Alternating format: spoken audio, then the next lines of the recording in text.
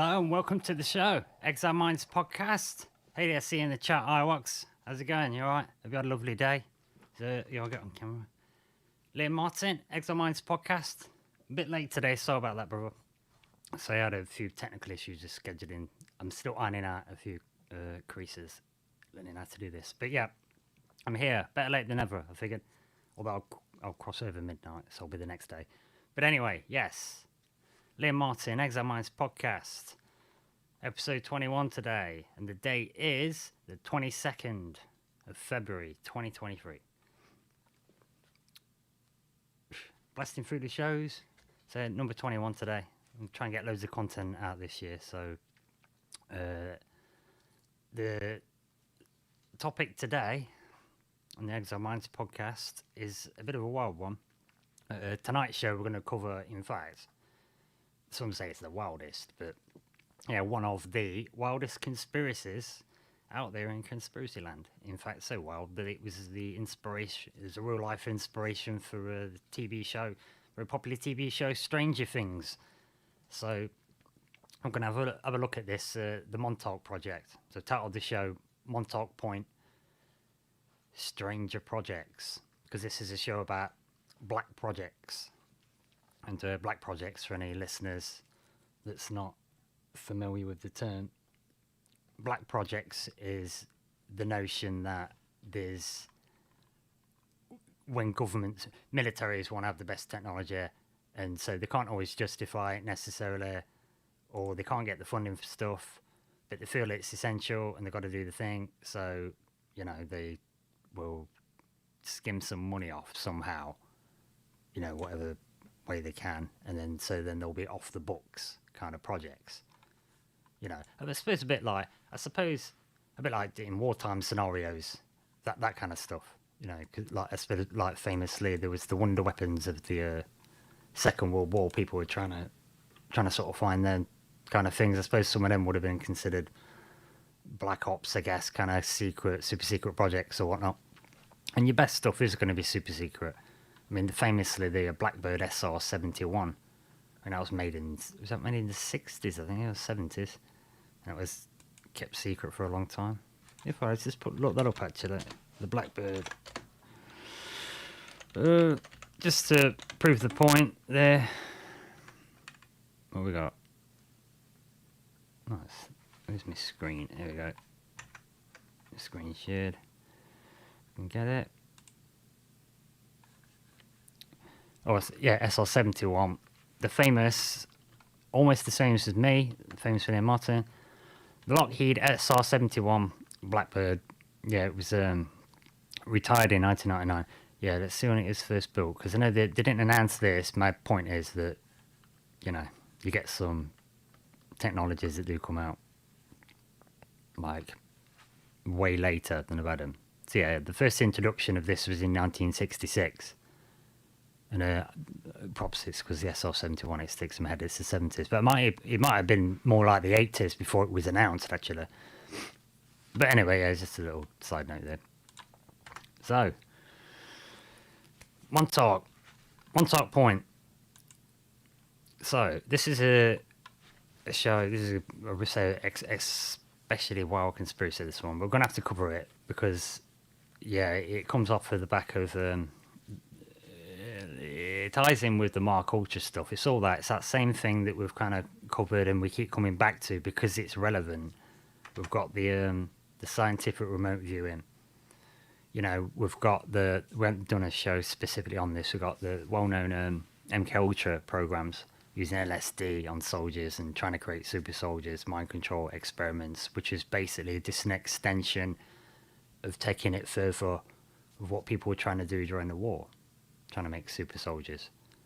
You know, the Nazis are famous torturing people doing this, and who knows, we might have been doing stuff as well, but it's the continuation of that.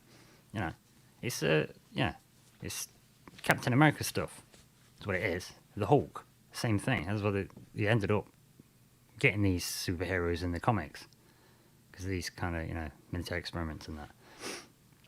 So anyway, yes, Iwox in the chat. Yeah, a lot of this stuff's tripping. Iwox in the chat says they have to have max Max Matter jets powered by AI. That's an interesting concept. What exactly? Max Matter jets. What are they? You mean like max laden? It would look like an asteroid once it turned. Oh, I don't know about. But yeah, I mean, yeah. Well, again, actually, when you mention jets, because they've got an unmanned space drone, haven't they? Was that unmanned space plane? What's that called? The X something. The Boeing X-37. There's the one. Here it is. Just to, let's say a little side note, and we'll get into the Montauk and why this is all significant. Yeah, because you get these super secret, super duper technologies. Yeah, the Boeing X-37 orbital test vehicle, reusable robotic spacecraft. It's crazy, isn't it? But anyway, moving on.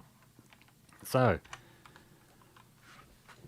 Montauk Point. I call this Montauk Point Stranger Projects, because this relates solely the inspiration for the TV show Stranger Things, and it was at Montauk Point, or otherwise known as Camp Hero. And this is was old radar station left over from the Second World War, as it happens. So even the facility where this story is, focused on, is a remnant of the Second World War. There's so many things that came from that, so I always drive that point home. So many things that came off the back of that, and the reasons for doing it in the first place is a lot more convoluted and complicated. And then, of course, 1947, the famous Roswell thing, that comes into play right at the end.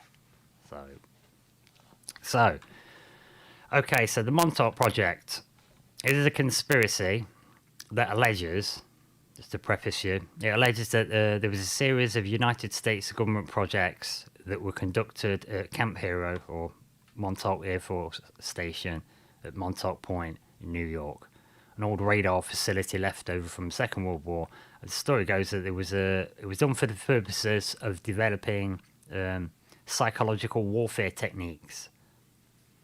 The exotic research also included time travel, and the story of Montauk originated in the Montauk Project series of books by Preston Nichols, which intermixes those stories with stories about another experiment to do with LSD, which was done in Bulgaria. Okay, so we know. So this is a very complicated story. Okay, because it's about using LSD for who knows what to find out about, human psychology, brainwashing, creating super soldiers, mind over matter, that kind of stuff. LSD's involved. Trauma-based mind control is integral to the MK Ultra stuff. So we're looking at traumatizing people, so there's abuse going to be going on here. Trauma-based mind control, use of LSD, but then where this goes a bit further, it gets a bit funky with like using technologies as well. What I would call them psionic sorts of technologies, because they're like electronic and using the mind side, psionics. With reference to the psi weapons show we did recently. So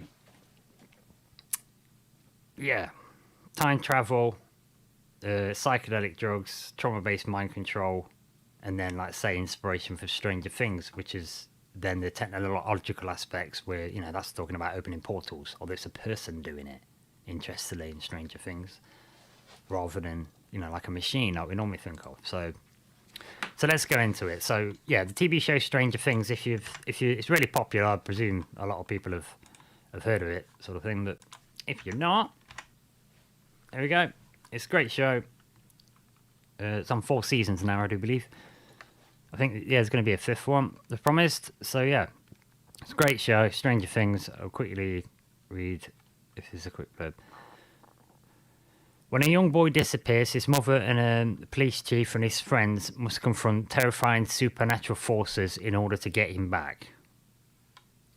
Okay, so, and the picture for the viewers here, if you've never heard of this show, there's a girl there with a shaved head and some kind of lightning in the background and a monster facing her. And so this is basically about, in the very beginning of the story, There's a boy who goes missing in the woods. I can't remember exactly what well, I don't want to tell you anything about it if you've not seen it. But yeah, it's a boy goes missing in the woods and that, so people are looking for him. And they come across, while they're looking for him, they come across what they think is another boy. But like in a nurse's outfit thing, like they've got a hospital, patient robe thing. They've got shaved head boy, but then it turns out, oh no, it's a girl. It was shaved head, in the dark, you didn't realise, whatever. Okay, but they don't find the friend for a while. And then the friend, they think he's dead. They get told he's dead. They pulled him out of the river and that, but they don't believe it. And so the police chief goes and checks the body, and it's a fake body. So, it's a bit weird. So and it turns out there's something to do with this weird project going on to do with this energy company that's it's got some stuff going on. But like I say, this show was inspired. They was going to call it Montauk. Or is it based on it? Perhaps we weren't going to call it. I can't verify that. But yeah, it's based on that. So Stranger Things, great show. It's set in some of the 80s, so it's a great throwback show. Wikipedia mentions Montauk Project as well. It puts it down as this article is about a conspiracy theory based on the books mentioned by Preston Nichols. So who's Preston Nichols? What's this book? Zoom in for the video viewers. Okay, so the Montauk Project, Experiments in Time by Preston Nichols. And the co-authored by Peter Moon. It's the first book in a series detailing fictional time travel experiments at the Montauk Air Force Base at the eastern tip of Long Island as part of the Montauk Project. The 1992 book and its follow-up books are written in a first-person style and have been classified as science fiction. The real photographs of the base and crude drawings of the project electronics in the book contributes to the authentic feel, prompting the project to assume a cult status whereby websites declare it is true or false. Using a time travel theme, the characters alter history with visits to Jesus Christ, as well as altering the outcome of the American Civil War and World War II battles. Book details the Philadelphia Experiment. The book narrative is centered around Montauk Project, which is believed to be an extension or continuation of the Philadelphia Experiment, also known as Project Rainbow, which supposedly took place in 1943. Sometime in the 1950s, surviving researchers from the original Project Rainbow began to discuss the project with an eye to continuing the research into technical aspects of manipulating the electromagnetic bottle that had been used to make the USS Eldridge invisible, and the reasons and possible military applications of psychological effects of the magnetic field. A report was supposedly prepared and presented to the United States Congress and was soundly rejected as being far too dangerous. So a proposal was made directed to the United States Department of Defense, promising a powerful new weapon that could drive an enemy insane, inducing the symptoms of schizophrenia at the touch of a button. Without congressional approval, the project would have had to have been top secret and secretly funded. The Department of Defense approved. Funding supposedly came from the catch of US's $10 billion in Nazi gold recovered from the train found by US soldiers in a train tunnel in France. The train was blown up and all the soldiers involved were killed. When those funds ran out, additional funding was secured from ITT and Krupp AG in Germany. So ITT Inc. is formerly ITT Corporation, is an American worldwide manufacturing company based in Stamford, Connecticut. The company produces specialty components for the aerospace industry, transportation, energy, and industrial markets. ITT's three businesses include industrial process and motion. Okay. And the other company, Krupp AG in Germany, The Krupp family was a prominent 400-year-old German dynasty from Essen, noted for its production of steel, artillery, ammunitions, and other armaments. The family business, known as Friedrich Krupp AG, was the largest company in Europe at the beginning of the 20th century. Well, isn't that interesting? I didn't know that. So that's a massive industrial firm that does weapons, artillery, the big badass. So they got big fabrication, and they probably a leader then in manufacturing. It will be, though, definitely. And yeah, and it's the IT&T, Connecticut company, are specialists in, say, aerospace, transportation, energy systems. So energy systems, that would be a thing. So if this story was to be believed, I think, because you've got a radar station there, and big transformers there, and doing these lots of experiments, which we get into, I think they're going to need decent energy systems with at least power distribution, probably their own station, something, that would pan out. But yeah, but if you're writing a story, you're going to fit the resources into the narrative, aren't you? Anyway, moving on. So yeah, that's basic preface of Preston Nichols' book then, saying that they're saying this is science fiction. However, although the author Preston Nichols claims that this stuff's for real, when I've seen him on interviews and stuff, when he wrote the books, maybe it didn't. Maybe they were just fiction. Because the idea with this is we're talking mind control, aren't we? Yeah, which had already been sorted out. We're talking this, this is talk about how you might be able to make people go schizophrenic or insane, whatever. You can control people's perception. So part of this story is that these guys, whistleblowers talking about this, didn't know that they worked there. There's a bit of a strange concept to consider, but they didn't know they worked there, they claim, until after. They started to recover memories later. In various ways. I know one of them at least underwent hypnosis. Right?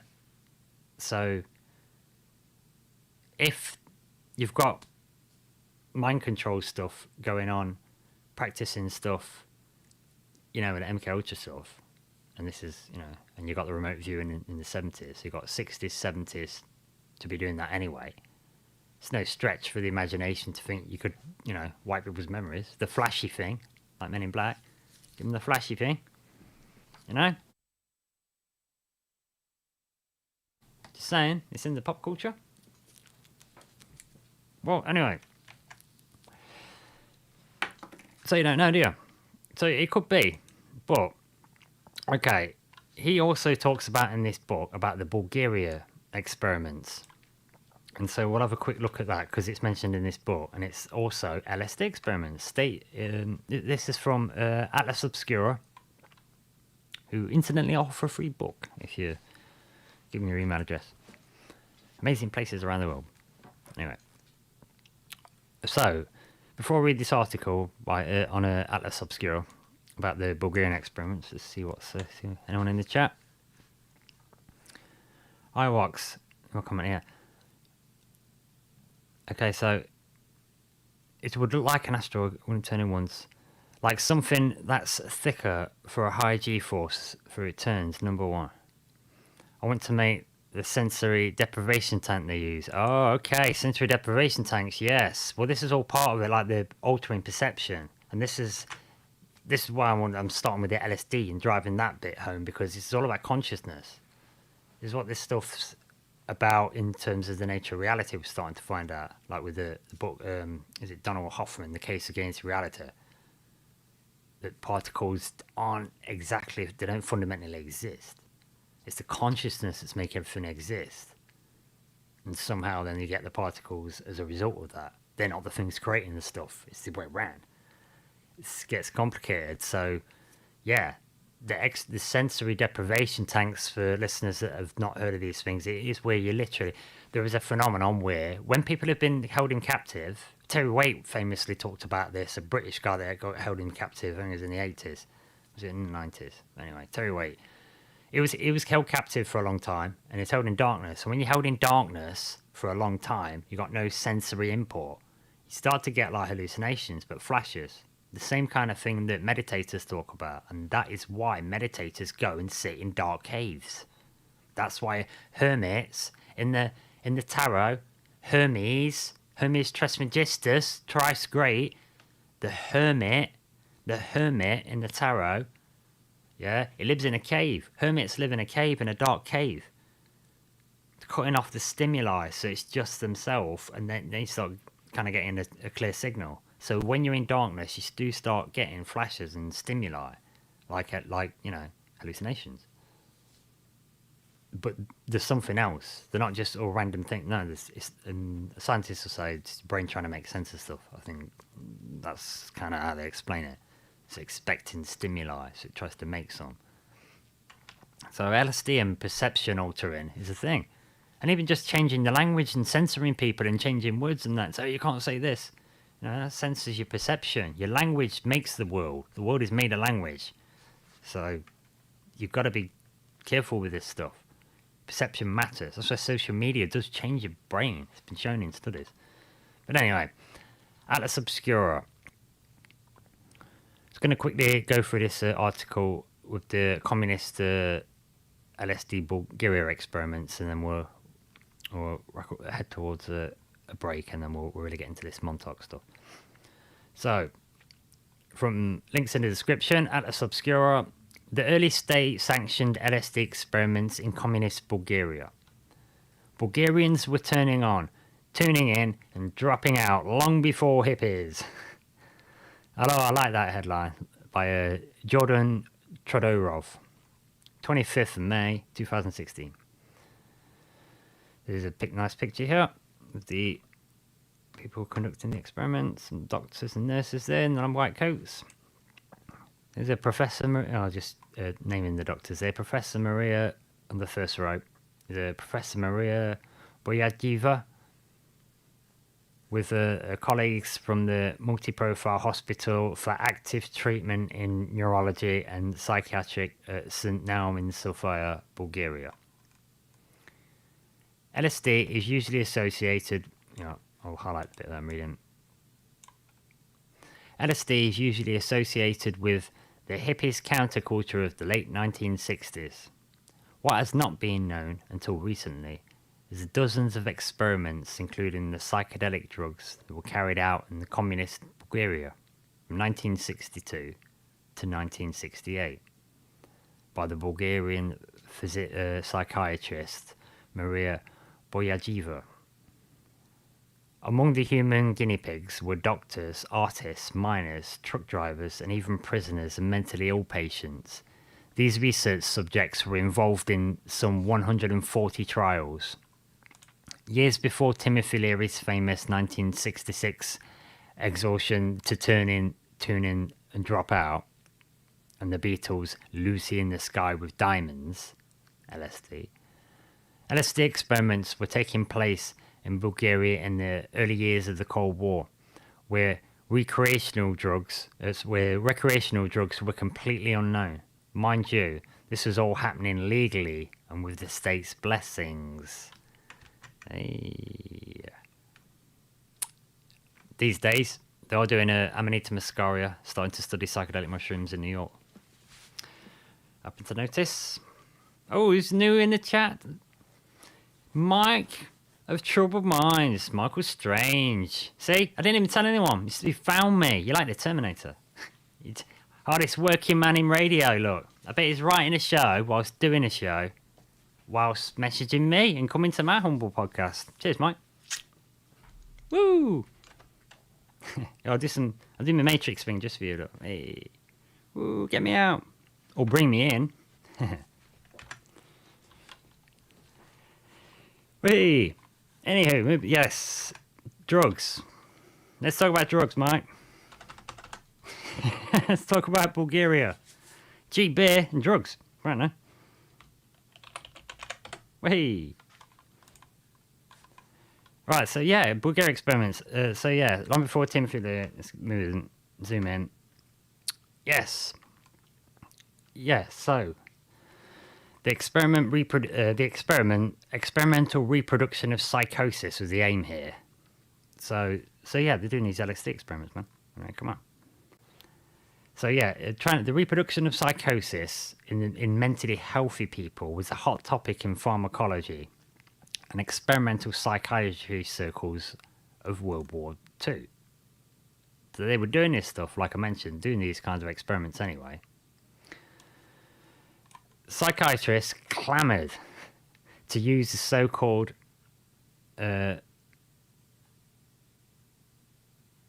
psychotometric drugs. Okay, let me break this down. Psychotomemetic drugs, chemical agents that reliably dose dependently induces psychosis. Okay, they can reliably, it's controllable. They know the dosage. It can reliably cause psychosis with these doses. Okay, we're talking alkaloids, aren't we? Yeah, compounds that will interfere with the nervous system. So that's what they do. This is what this is. This is what it is. It's interfering with the nervous system with chemicals.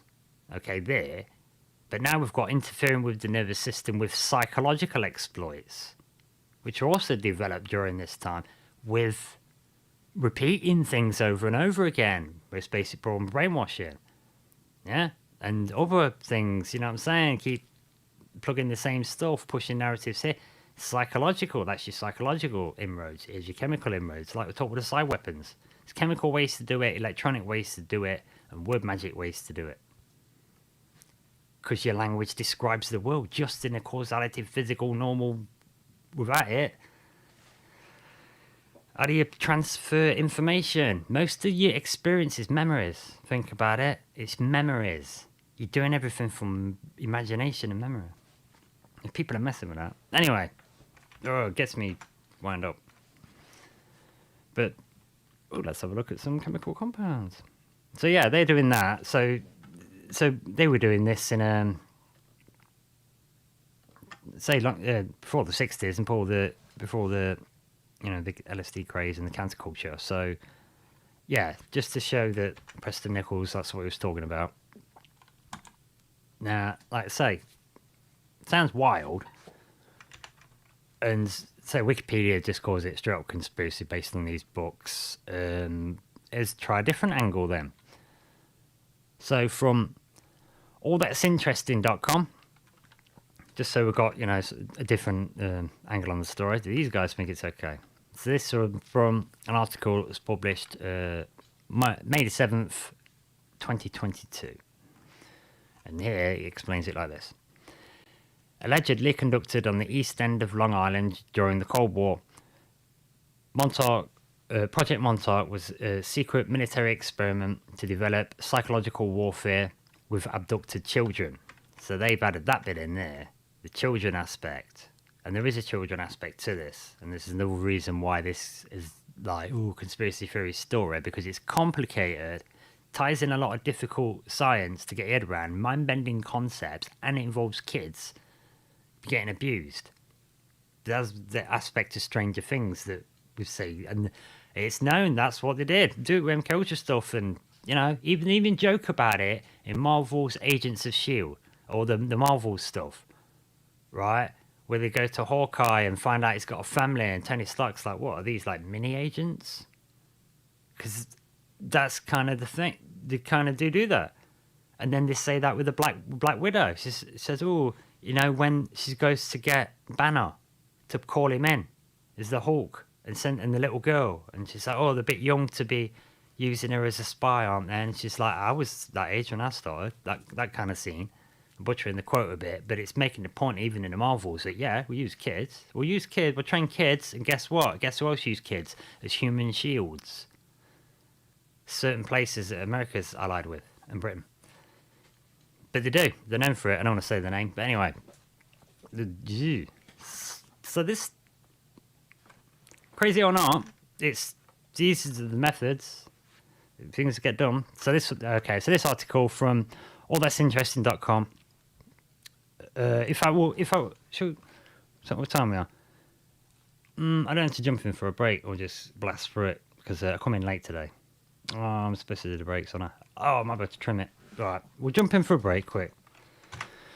We'll jump in for a break. Next time I podcast. In fact, I need to go and get me a drink anyway. I left it in the kitchen. Yeah, we'll have a quick break, get some music on. We'll have a nice funky tune on again. And then we'll come back just a couple of minutes. What should we play? Let's try this one.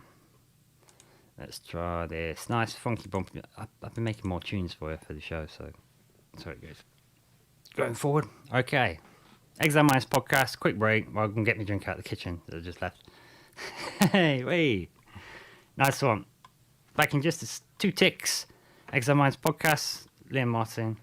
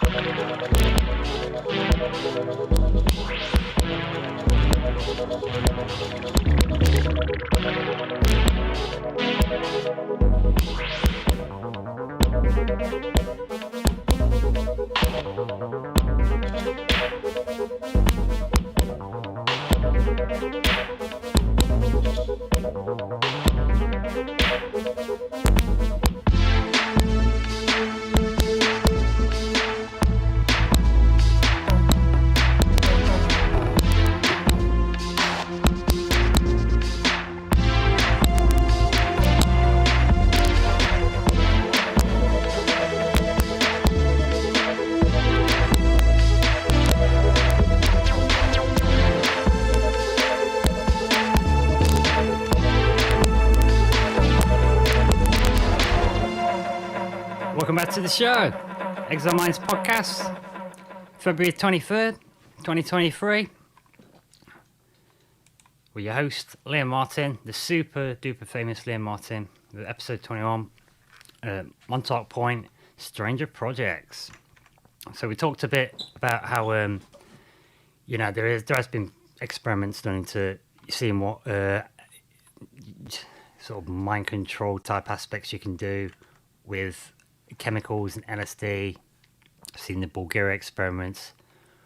It's well known, the Mark 1 Ultra stuff. Okay, we've had this story by Preston Nichols and his books. So, I mean, I don't know. Oh, hi, Darren in the chat. Hey, friends. Oh, wow. Oh, my God. This works. It's going to work even better when I remember to tell people. It's going to be brilliant. I've also realised I'm not even broadcasting on half of the platforms I could be on. I hadn't set the thing up and nothing. And as soon as I did it, man, I've got just shot up straight away. Anyway, loads of people on Rumble now. Ooh. Anyway, yeah, it's working. Anyway, moving on. Hey, you guys. Appreciate the support. So yeah, okay. So this gets nuts. Let's get into the creepy stuff, man. Okay, so let's see what these guys say. Just before I get into the bits that I've read about before. Okay, so it mentions that the popularity of Stranger Things is firmly established. Perhaps the Montauk Project's time in the spotlight may finally be just around the corner. Bizarre Origins of the Montauk Project Story. There's the bunker, Mike. That's the one. That's the one. That's the one, innit? Can't be that far from Jay's. We trade it for the Mason building. Get the bunker. If there's ever going to be a bunker, oh my god, there's a permanent ghost show for James in one of the chambers. Isn't it?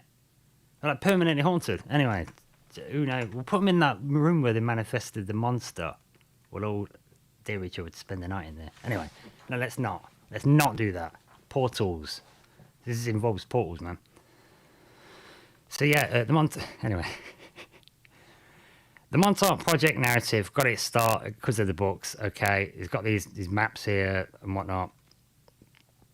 Both at Camp Hero and Montauk Air Force Station, the Army transferred a portion of Camp Hero to the Air Force after World War II, where it's said to be the hub of paranormal research. Nichols began by saying that he wrote the book after recovering memories of the time as the researchers of the project, and then, like I mentioned earlier on, they had recovered memories later. They all said that. So, and then it goes on to give an account of detailing the interior of the facilities, its procedures, advanced technologies, and numerous paranormal incidents he claims to have witnessed.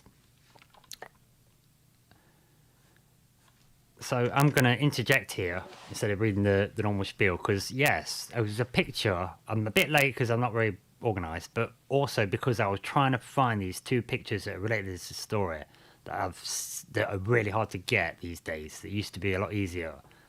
And one of the pictures is relating to this bizarre stuff and paranormal events, and it relates to this. Believe it or not, this is the 60s when there was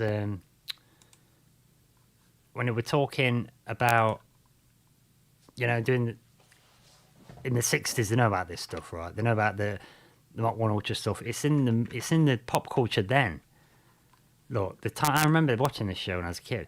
From 1966, the year England won the World Cup. Hey, I'll never win it again because we don't do ethics anymore. But yeah, Time Tunnel, 1966. Right? Look at that.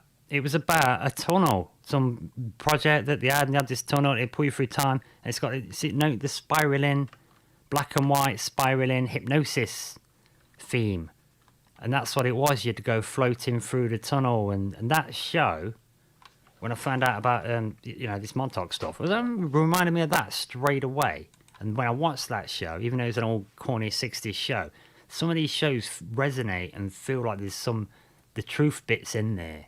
I personally feel that, and all people have said it.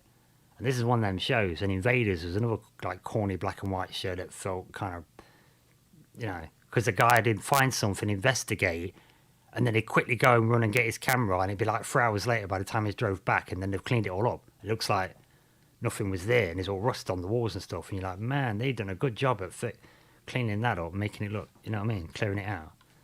But even back then in the 60s, people know about, and it's in there, I think, to plant it. But anyway, moving on. This one's claiming, obviously we've mentioned that it goes in with the Philadelphia Experiment, so I'll have to give that a mention. Project Rainbow. I found this nifty little image. I can't verify it. It's authenticity. We've got this nifty little image from a Pinterest. Just happened to find it in an image search, and there's a section Philadelphia Experiment. Got this one here, look. Check this out. So the idea was that the Philadelphia Experiment. Oh my god, when's this goddamn notification thing? I can't get rid of it. Oh, damn it. Robbed us. Okay, I'll keep it small. So yeah, the Rainbow Project, Philadelphia Experiment, alleged experiment where they... In fact, there was a film of this as well. I'll do this while that's sorting its head out. There's a movie, Philadelphia Experiment, where the idea was that the USS Eldridge they used to make electrify ships to stop mines getting near to them and magnetize them so it would push the mines away. Okay? They decided to adapt that technology to see if they could somehow make it radar invisible and supposed to make the ship go invisible altogether. But it's not that it went invisible. It went invisible to the eye, but then disappeared and supposedly teleported to another port in America and then came back, another naval dock, and came back. And some of the men ended up embedded in bulkheads. Some of the men went crazy. And the idea was that the only ones that survived it only really survived it because they somehow remembered where they were standing when it happened. People that kind of panicked and forgot the position kind of got lost, either lost mentally or lost in the position, so they got embedded into things, supposedly. That was the notion of it. But a couple of guys kind of jumped overboard, is the story. And those guys, the act of jumping overboard, gave them some kind of like additional sort of worries. Because the guys who jumped overboard, while this weird stuff's happening, supposedly kind of slipped out of time a little bit. And it kept pulling them, temporarily be slipped out of time, and there'd be a certain amount of time, and then they'd get pulled back, and gradually it ended up back, like a natural phenomenon, like time's trying to snap them back. Now it gets a bit complicated in terms of the science, because this was... Montauk is supposed to come off of the back of this, which has come off of the back of all the wonder weapon stuff we're doing with the Second World War. And then in those days, you've got Einstein and Tesla that have prefaced all of that kind of fancy, really fancy electromagnetic stuff to get to this point. And so the idea was that they were looking for someone to make this happen, Einstein and Tesla, and Tesla's the one that figured it, but took a component out so they couldn't do it. They didn't think it was a good idea, too dangerous, all that. And the idea is that that's a kind of time-space GPS that you must have, which explains you've got to have a time-space GPS. So you're kind of conscious and your body knows where to be. Because as we've been building up to for these shows, consciousness is what this is about. If you lose yourself, how do you know where you are? If you know, this gets a bit mind-bendy. But think about PTSD. Think about it this way. If you've got PTSD, you relive in moments, because long-term memory is they can see you back, even though that's the past. They can interact. People can interact with you, and that's why you get remote influencing as an exciting possibility to influence the past. So it gets really mind-bending. Because the remote viewers have tried that. They remote viewed the Titanic one time and seen a little girl made a wrong turn last minute and drowned. So they thought, I wonder if you could, I don't know if they ever tried it, but they said, what if we tried to remote influence her to turn the other way? Maybe we can remote view and find out who she is. Get her in the records as deceased. Remote influence her to turn the other way. And then check the records again. See if she's now alive. And then maybe you could interview her and ask her, like Robert Monroe did, and ask people, and they'd say, yeah, I felt you pinched me, don't do that again. You know? Gets funky. Gets really funky. Really, really funky. So, but a lot of this is what I'm saying, a lot of this stuff is stories and wild, far out there stories, but at the same time, there is a science behind some of this stuff.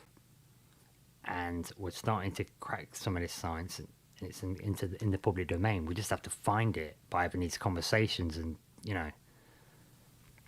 But yeah, figuring out the science, smarter people than us have done it, haven't they? And they always say they're always going to be a few decades ahead. They're always going to hold a little bit back, have a lead time, aren't they, militaries? Because that's their mandate. They're mandated to protect you and have the best stuff. That's what it's supposed to do. So yeah, so we've got that. I just thought it was interesting with the time tunnel aspect.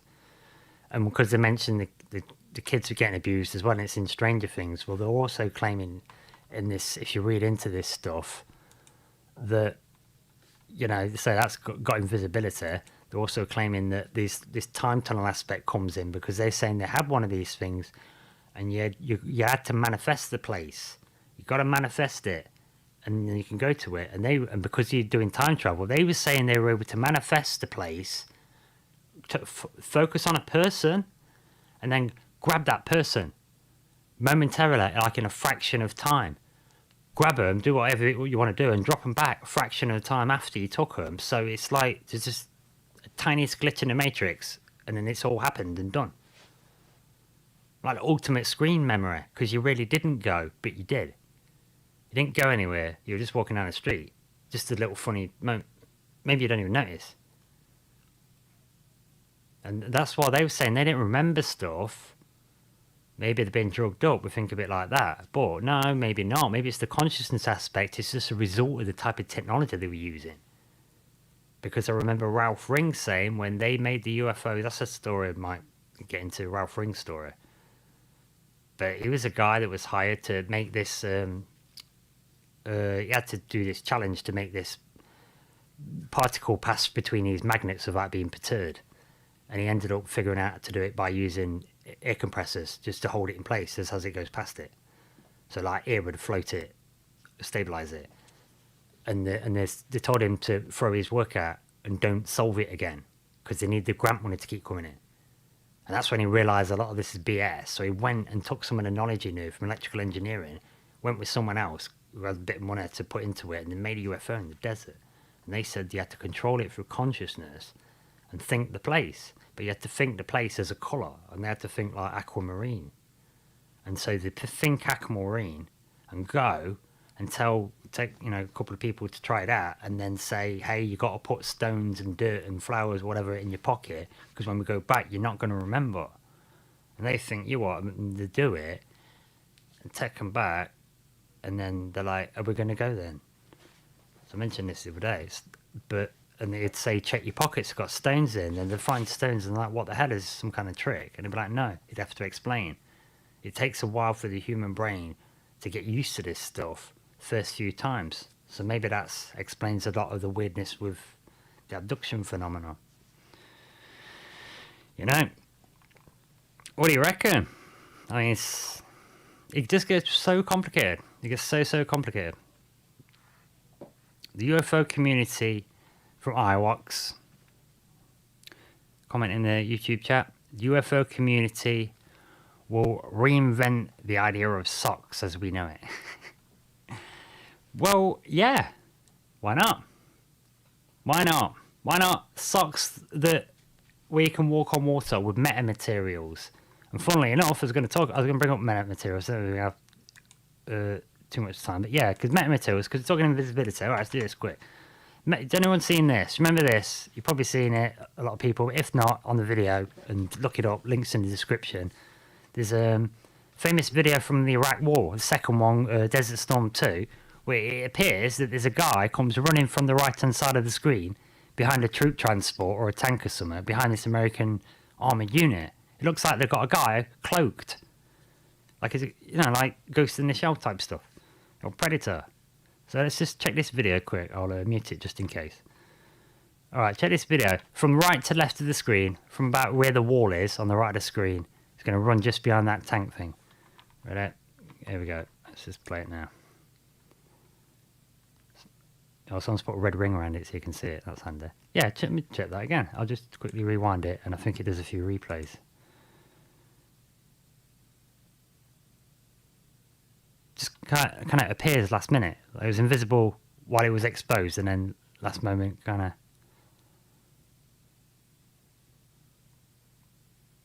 And look at it, there's some other people there walking around straight after, so it's not like they faded out. You know, like it was just a few artifacts on a bad video, because you got to see the comparison. You know, the other people aren't suddenly disappearing. Okay, so that kind of looks like a cloaked. Yeah, one more time, and then we'll get this clip up. Yeah, looks pretty legit. Well, the guy was in. Well, what do you think of it? It's like, what's to say about it? I couldn't see that guy at first, and then I could. For me, what is that? Is that camera trickery? But it's well known. It's a thing. And metamaterials and the idea of invisibility cloak, and this has happened. You know, we've got these are things. Say, check the links in the description and read this stuff. I always recommend it. You got to go and check this stuff out. Don't just believe what people tell you. Otherwise, 99% of what you know is just going to be that. You know. What people have said. But oh, hello. Oh, I didn't even notice this. Science and applications.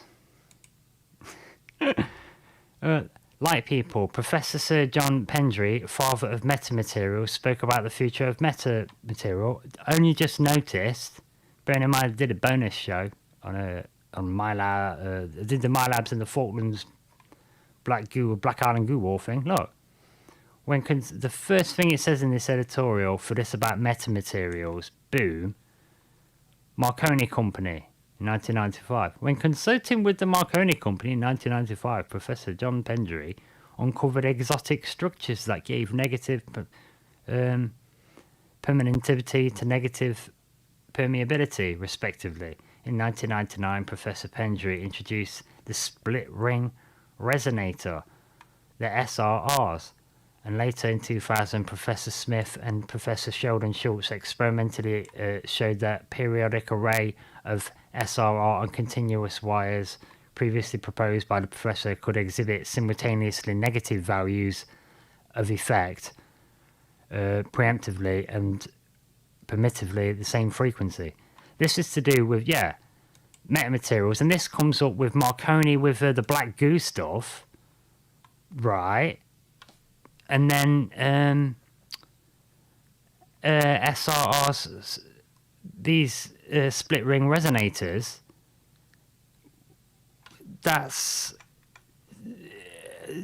the drone stuff that looked like it might was probably a fake out competition for Alienware contest, but the drone explanations for the other schematics that I was mentioning in the show the other day, I'm sure that mentioned the SRRs about how they interface. And I think that might be something to do with some of the ideas about how some of these UFOs work. If you look at the structure of a saucer, sometimes they've got a line, a clear ring around near the top. Like just where the disc bit is, they've got a line above. And I've heard this notion that, the electrons can't turn corners. So you have a disc shape, so it pulls the electrons to get gathered around the disc. And then the ring above it is a material that can separate positive and negative electrons, so it creates a natural ion wind, which essentially creates like a tornado, a vortex to lift you up off the ground, and that's how you initially get off the ground. You got to initially get off the ground somehow, and then you can use an ion wind or something. But yeah. I just thought it was a technical way to think of how it works, because there are some of these diagrams out there, whether or not they're true, the Bob Lazar stuff, where they'll show you a capacitor in a ring, 48 plate capacitor in a radial shape, but there'll be 3 of them, so they'll have 3 layers. So it's like you charge up different areas of the capacitor to make the electrons gather in that section, and that's your directional vector. So then it create like an ion wind kind of. We say it's like a gravity well in front of the craft to pull it forward, but really, it's like an ion wind sucking it. I would have thought. Get your science right, Bob. So I don't know. Put comments in. Just I don't know. See what you think. Put comments in. Yes, hop on to cover just in an hour, and I tend to ramble. It's good if I don't get callers. Or I have a phone line. But yeah, I mean, there's loads to this. It's a crazy story. If you listen to the videos are available, try and find the Al Bielik ones with Cameron, and the Preston Nichols ones are a bit hard to watch because he talks about the child abusing and the reasons why they do it and stuff, and it's a bit hardcore, really. But they say child abusing is part of it, helps to program people. We talk about trauma-based mind control, and there was like, certain things just easier to program folk, so it's just, it gets creepy. It does get a bit creepy, but this has got big boy pants in it. Got to be adults about stuff. So we've got to have these conversations and not fall out and not fall for there's a witch among you in identity politics, and this is face facts. We've been around a long time, and it tends to be I don't know. Tends to be people giving orders, telling us all what to do, that seems to be creating all the problems. But I haven't been around for very long, and I'm probably crazy, so what do I know? But anyway, wrapping up the show, Exile Minds podcast. It's a quick overview on a Montauk Point and the strange projects that they're doing. I think, again, as I mentioned it with a couple of stuff, there's some topics that are just too big to like do in an hour. So with those ones, overview ones, I might have to do a series so we can break things down a little bit. So I want to really go through this stuff so anybody could come and look and understand, hopefully. So anyway, that's it for today's show. Episode 21, Montauk Point, Stranger Projects. With me, your incredibly famous host, Liam Martin, the mighty Rohan. Thanks for people in the chat for joining today. I aim to keep improving. I'm sure I'll keep getting better, and I'll hopefully remember to tell you all and stick on schedule as well. It's a bit of a glitch today, but I'm getting there, mate. Anyway, you take care of yourselves, folks. I'll see you tomorrow. I've got a special guest tomorrow. I'll talk about voodoo. Wonderful lady. I know we'll have an amazing conversation because we've been on a podcast before. So tomorrow, Dr. Shani Brogan. Shani Brogan, it's great. You'll love it. And have a chit chat about voodoo. Try and dispel some of the stereotypes, maybe. So should be fun. Anyway, catch you later, folks. Take care. Like and subscribe and share. Join the Discord and Telegram and whatnot. Linktree. And as men busied themselves about their various concerns, they observed and studied. The way a man with a microscope might scrutinize the creatures that swarm and multiply in a drop of water. With infinite complacency, men went to and fro about the globe, confident of our empire over this world. Yet, across the gulf of space, intellects vast and cool and unsympathetic regarded our planet with envious eyes. And slowly and surely, through their plans against us. Kindness, kinship. I've given up all chance at inner peace. I made my mind a sunless place.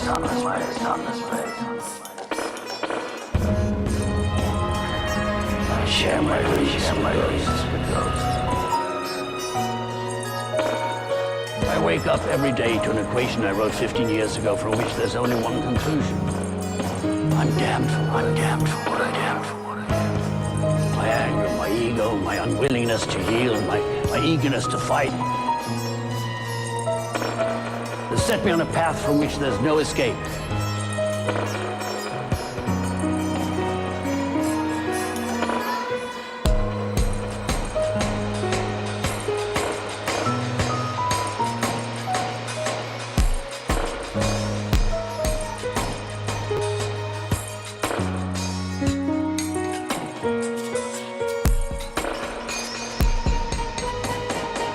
I yearn to be a savior against injustice without contemplating the cost, and by the time I look down, there's no longer any ground beneath my feet. What is my sacrifice?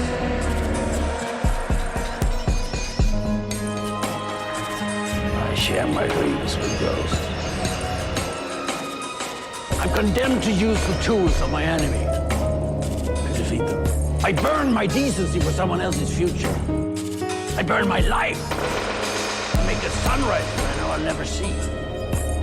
Now, the ego that started this fight will never have a mirror, an audience, or the light of gratitude. So what do I sacrifice? Everything!